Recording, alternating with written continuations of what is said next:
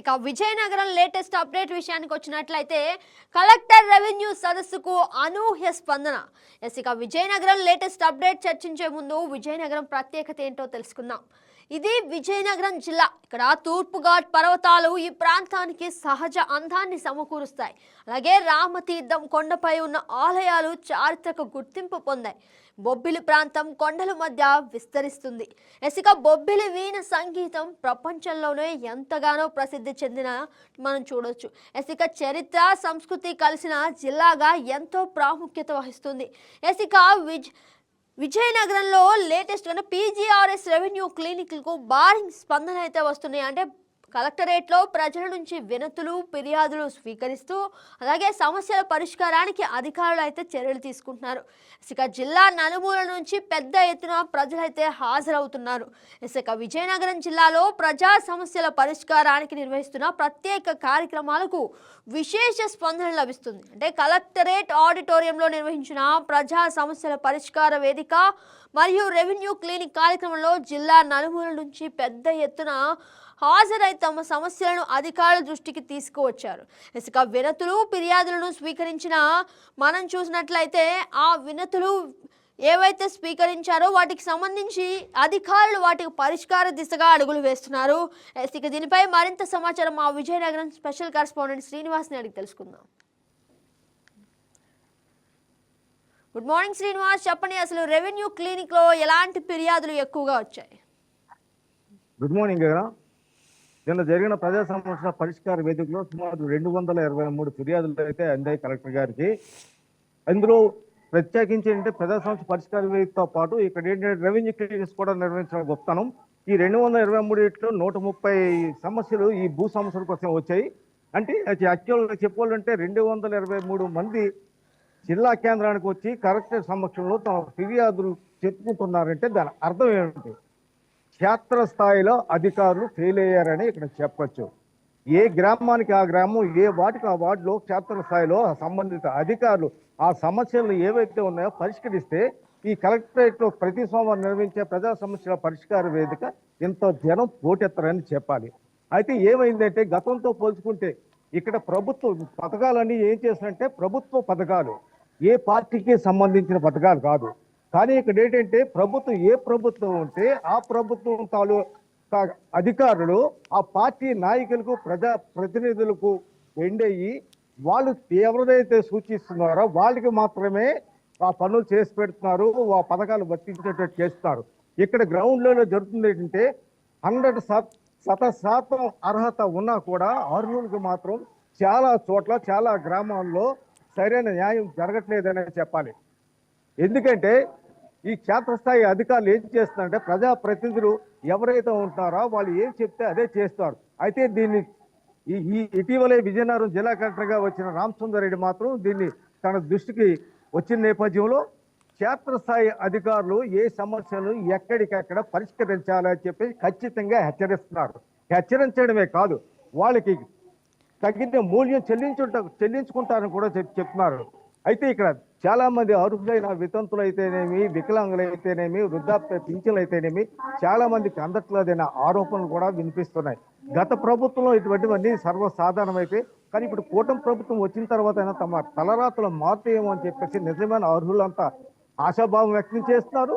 కానీ సుమారు 2 ఏళ్లు గడుస్తున్న వారి సమస్యలు క్షేత్రస్థాయిలో తిరగపడతో చాలా మనోవేదనకు గురై అందుకే ప్రతి సోమవారం నిర్వహించే ప్రజా సమస్యల పరిష్కార వేదికకు నానా జిల్లా నుండి నలుమూల నుండి కూడా చాలా మంది వచ్చి తమ సమస్యలను కలెక్టర్కి విన్నవించుకోవడం జరుగుతుంది.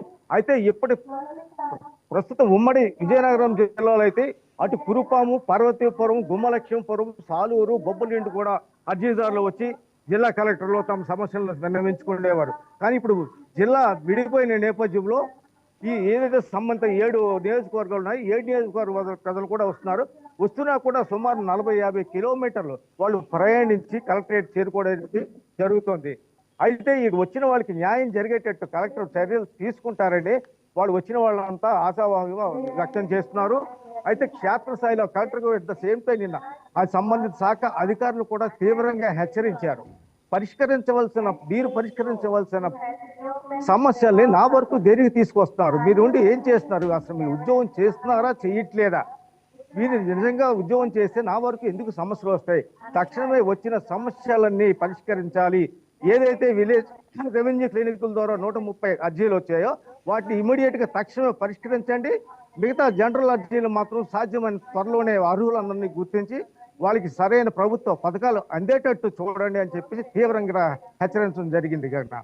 శ్రీనివాస్, అంటే ప్రజల నుంచి ఏ విధమైన స్పందన రావచ్చు? అంటే ఎక్స్క్లూజివ్గా ఈ పీజీఆర్ఎస్ కావచ్చు, లేదంటే రెవెన్యూ క్లినిక్ కి సంబంధించి అసలు ప్రజలు వాటి గురించి ఏ విధంగా స్పందిస్తున్నారు? అంటే గగన, ప్రజలు సమస్యలు అనేవి వాళ్ళ వార్డు స్థాయిలో, గ్రామ స్థాయిలో వాళ్ళు చాలా వరకు సమస్యలు ఎదుర్కొంటారు. కానీ ఆ గ్రామ స్థాయి అధికారులు కానీ, నాయకులు కానీ, ప్రజాప్రతినిధులు కానీ వాళ్ళు సమస్యను తీర్చకపోని పక్షంలోనే వాళ్ళు ప్రతి సోమవారం నిర్వహించే ప్రజావేదిక కలెక్టర్ ఆడిటోరియంకి రావడం జరుగుతుంది. అసలు సమస్య మూలం తెలుసుకోవాల్సిన బాధ్యత, ఆ అవకాశం ఉన్నది క్షేత్రస్థాయి అధికారులకు, ప్రజాప్రతినిధులకి. కానీ వాళ్ళు ఏంటంటే నిమ్మక నీరెత్తినట్టు నిర్లక్ష్యం చేస్తున్నారు. దీంతో చాలా మంది వృద్ధులు, వికలాంగులు కూడా ఏ ప్రదేశాలకు పోయి కలెక్టరేట్ చేరుకోవాల్సిన పరిస్థితి తలెత్తుతుంది. ఎస్, అంటే మనం చూసినట్లయితే ఎక్కువగా ఈ పీజీఆర్ఎస్ కి ఎలాంటి సమస్యల మీద ప్రజలు ఎక్కువ వారి వినతులు సమర్పించుకుంటున్నారు? ఈ పీజీఆర్ఎస్ సమర్పించి వితంతు పింఛన్లు కూడా చాలా మందికి అర్హులైన కూడా మంజూరు కావట్లేదు. అలాగే వికలాంగులు కూడా సుమారు మేము కలెక్టరేట్ లో చూస్తూ ఉంటే 80 నుండి 90% వాళ్ళు ఇదిలో కూడా ఈ ఏదైతే ఈ సదరం సర్టిఫికేట్ ఇచ్చినా కూడా వాళ్ళు కూడా అనర్హులు అని చెప్పేసి కొంతమంది అధికారులు వాళ్ళు కూడా కలెక్టరేట్ చుట్టూ తిప్పడం జరుగుతుంది. వాళ్ళు 3 చక్రాల సైకిల్ మీద కూడా వచ్చి కలెక్టర్కి వెంటరించే పరిస్థితి ఉంది. అసలు మంచం నుంచి లేవనే పరిస్థితి ఉన్న పిల్లలను కూడా తల్లిదండ్రులే భుజాన వేసుకుంటూ కలెక్టర్ ముందు వాపోతున్న పరిస్థితులు కూడా కనబడతాయి. దానికి లాస్ట్ వీక్ చెల్లించిన కలెక్టర్ గరివిడి మండలంలో ఇదే సంఘటన చోటు చేసుకుంటే వెంటనే అధికారులను పిలిచి చర్యలు తీసుకుంటారా, లేకపోతే నన్ను మీ మీద చర్యలు తీసుకోమంటారని కూడా హెచ్చరించడం కూడా జరిగింది కదా. ఎస్, అంటే మరొక విధంగా మనం చూసినట్లయితే అలాగే భూ సమస్యలకు రెవెన్యూ క్లినిక్ తో పరిష్కారం దొరికే అవకాశం అయితే ఉంటుందా? తప్పకుండా 100% ఉంటుందండి. ఎందుకంటే గతంలో ఈ భూ సర్వేల పేరుతో చాలా అక్రమాలు జరిగాయండి. గత ప్రభుత్వంలో ప్రజాప్రతినిధులు అమాయకులైన ప్రజల నుండి తమ భూములు లాక్కుంటూ భయపెట్టి బెదిరించి బెదరకపోతే కబ్జా చేసి కూడా భూములు స్వాధీనం చేసుకున్న పరిస్థితి కరమండి.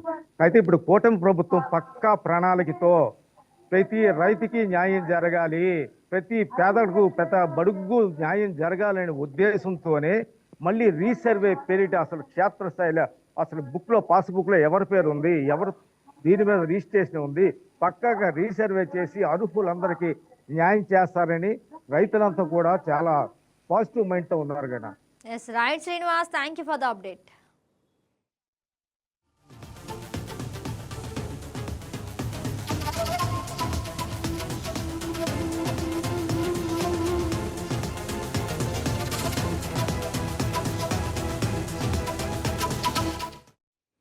Please subscribe to YK TV Network. Please subscribe to YK TV. Please watch YK News.